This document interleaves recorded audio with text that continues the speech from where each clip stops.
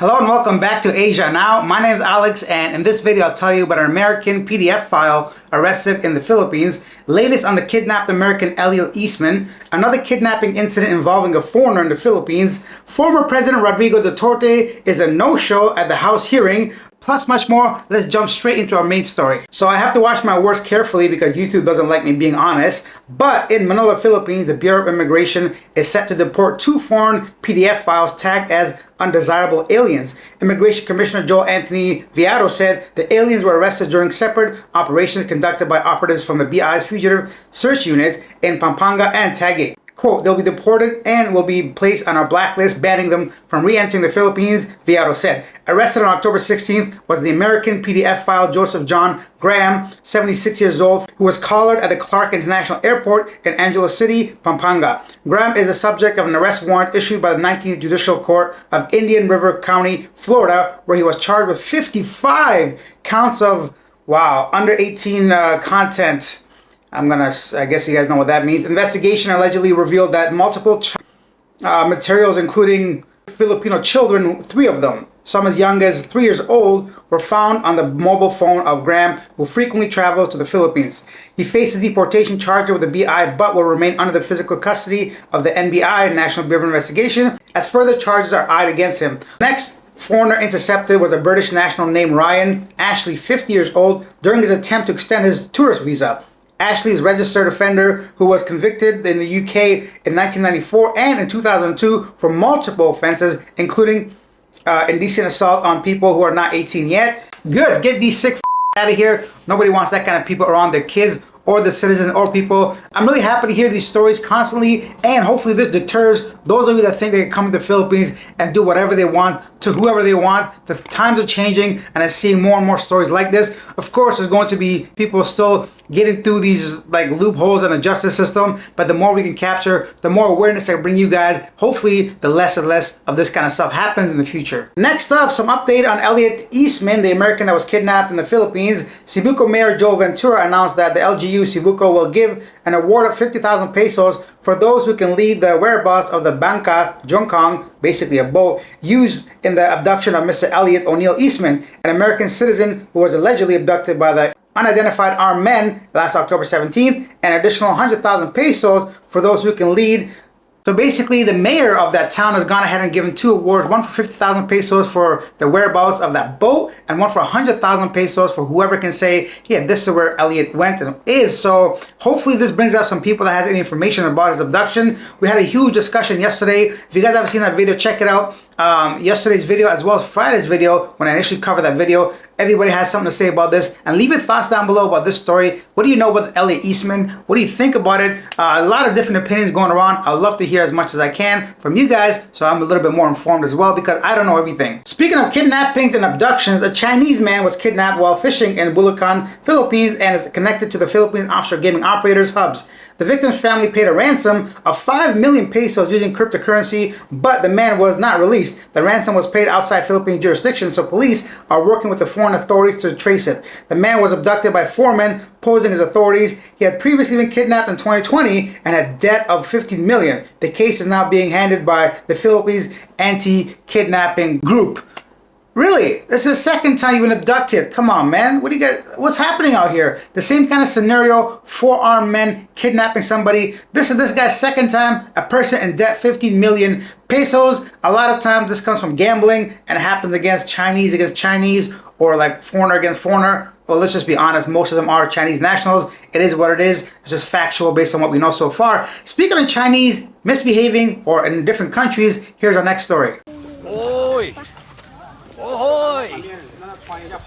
Oi! Oi! 人拜报，好呀！oi!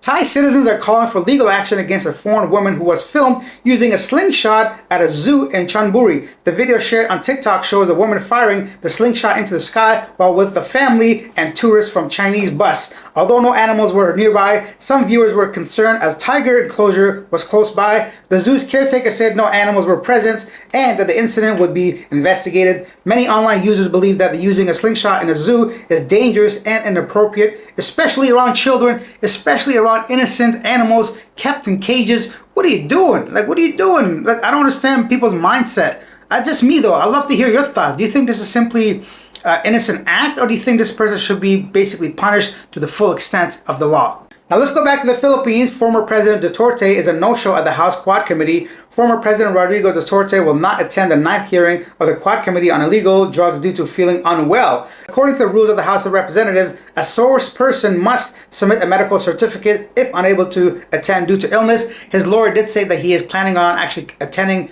these hearings after November 1st. I think that's after the midterm elections, but let's not get too political. So Mr. Duterte, it's kind of funny. A lot of these people being called to the House hearing, or at least invited, feel sick right around the same time. Let's get into our next story. Actually, it's kind of related to this, about politicians. Detained Kingdom of Jesus Christ founder Pastor Apollo Cubaloy, through his legal counsel attorney Mark Tolentino, submitted a letter to the Commission on Elections on Monday, saying he'll be revoking his acceptance as the nominee for the Workers and Peasants Party, given the ongoing intra-party dispute. Yeah, I'm sure that's why. He says, I am therefore running as an independent candidate for the senator in the 2025 national and local elections, he stated in a letter.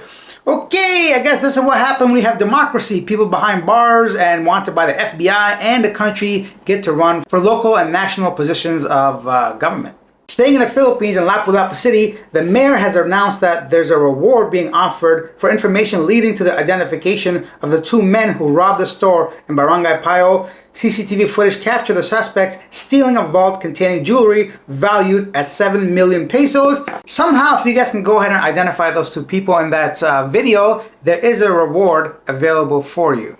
Next up in Thailand, Thailand is leading a new initiative to simplify cross-border travel for tourists across 6 Southeast Asian nations: Thailand, Cambodia, Laos, Malaysia, Vietnam, and Brunei. The 6 countries, 1 destination plan will allow visitors to travel more freely between these countries under a unified visa. Starting with Cambodia, the project aims to boost regional tourism by improving transportation links, developing interconnected tourism routes, and synchronizing major festivals. This initiative will make it easier for tourists to explore the region while enhancing cooperation between these neighboring countries. On the surface, fantastic, wonderful. Anytime you can go ahead and visit multiple places under the same visa, that's great. But Thailand's really pushing for tourism for the past decade that I've been kind of involved in Thailand. Every year, every single 6 months, they have a different kind of scheme, white tourism or whatever kind of substance use tourism. There's a whole bunch of varieties of, they're targeting everybody essentially. And now they're even going with their neighboring countries to try to promote Thailand. Let me know, what do you think of this? Do you think this is good, bad? Every time there's a large number of tourists in any region, it does bring out some very bad apples within that group. Do you think the pros outweigh the cons? Do you think this is taken away from Thai culture? I don't know, anything you want to share. If you take the time to write it, I'll take the time to respond. Speaking of responding, now it's time for a segment called Yesterday Today, where I take a look at some of the most popular comments regarding a previous video. S. Dickinson says he was shot in the leg with a high-powered rifle, so it's highly likely that he expired on the boat ride. Very possible if he was shot in the leg with a high-powered rifle. Also, I want to know where this information is coming from, because a lot of people said nobody would do this for a publicity stunt. I'm not saying he shot himself in the leg for the publicity stunt. I'm saying the whole the whole kidnapping was a stunt, maybe. I'm not saying it is, but it's not out of the possibility. Anything's possible, especially when you're trying to grow your YouTube channel. But we don't know where this information is coming from. Has anybody seen a trail of, of his leg on the floor or something? Or is it just rumors of he said, she said? Anyways, let's read our next comment. Igor Ivanov says, it took them 10 years to correct an act to improve the car park policy. That's how prevalent incompetence is in the Philippines. Woohoo! Shots fired. A crack at how inefficient some things can be in the Philippines. And my personal favorite comes from Grumpy Beluga. Come on, everyone, let's get this subs up to at least 10,000. Of course, no shame in promoting myself. If you guys enjoyed it, take a second out of your day, hit that subscribe button, hit that like button, and I love the engagement in the last video. A lot of discussion going on, so don't be shy to share your opinions regarding any of the stories I covered today. And that's it. I'll see you guys tomorrow. Bye.